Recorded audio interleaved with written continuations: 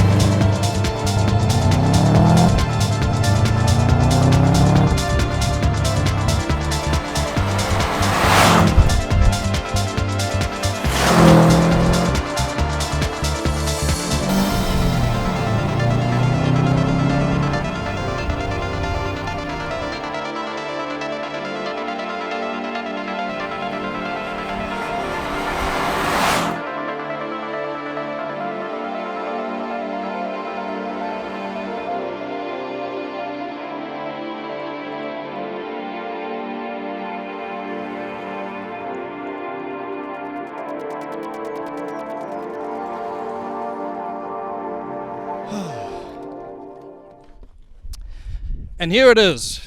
Been teasing it for so long. Some of you know me extremely well and know that no, he couldn't have gotten any other car, but he got this.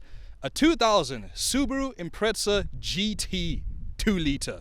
Yes, as you can see, as evidenced by the need for lotion and other bits, this car has had a little bit of age, a little bit of mileage and all that in between, but that's the beauty of this. It is a gem. So join me on this journey to restore this vehicle and take it back to its former glory and make it real good in this upcoming YouTube series, when I had the time to edit it.